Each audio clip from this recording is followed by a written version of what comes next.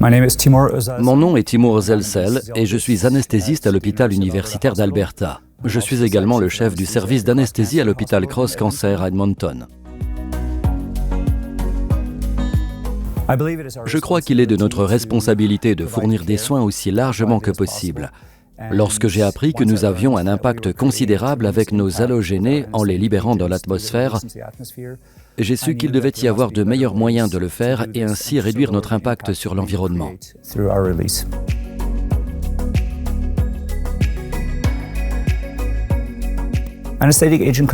La consommation d'halogénés fait partie de ce que nous appelons le résultat triple. On considère le facteur humain, nos patients, le facteur environnemental et le facteur coût.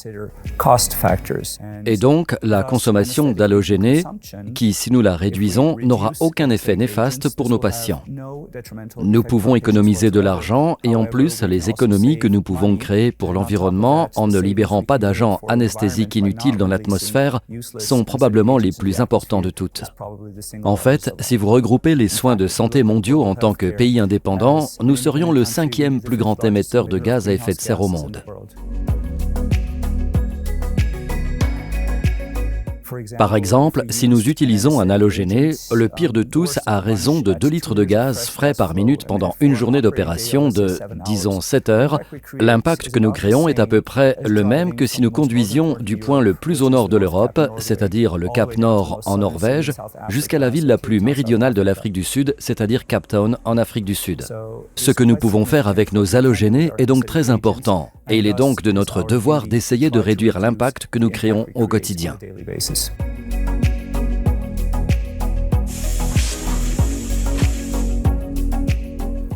Traditionnellement, lorsque vous avez un appareil d'anesthésie en circuit semi-fermé, ce qui représente la plupart des appareils d'anesthésie utilisés aujourd'hui dans le monde, on induit d'abord le patient, on le branche évidemment à l'appareil d'anesthésie, puis on détermine la concentration d'halogénés à envoyer au patient à l'aide du débit de gaz frais.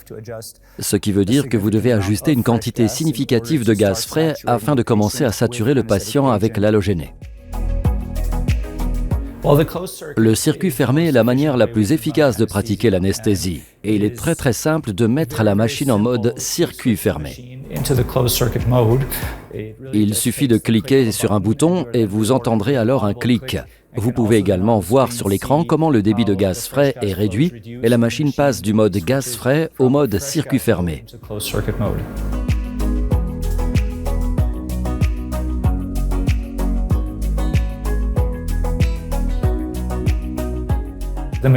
La machine va automatiquement réduire le débit de gaz frais à ce que nous appelons le débit métabolique, c'est-à-dire que le débit de gaz frais correspond à ce que le patient consomme en oxygène par minute et seul ce débit est remplacé, ce qui en fait de loin le moyen le plus économique et efficace pour l'utilisation d'halogénés.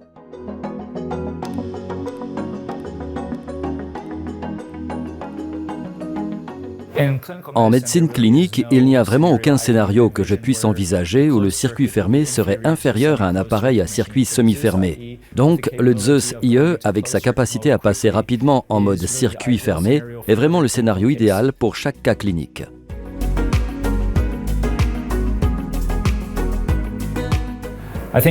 Je pense que tout anesthésiste ayant déjà utilisé le mode en circuit fermé du Zeus sur un patient ne reviendra pas en arrière.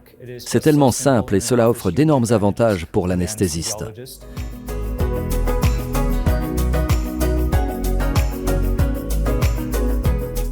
Même l'utilisateur le plus expérimenté n'aura aucune chance de fondamentalement rivaliser avec l'économie du Zeus en mode circuit fermé. Et croyez-moi, j'ai essayé.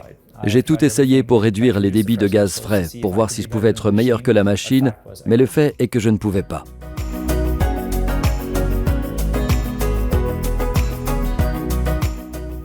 Nous devons nous rendre compte que le patient que nous traitons n'est pas seulement le patient en face de nous, mais qu'il englobe désormais la planète entière et toute la vie sur celle-ci. Il est de notre responsabilité de faire ce que nous pouvons afin de maintenir la santé pour chaque organisme respirant sur cette planète.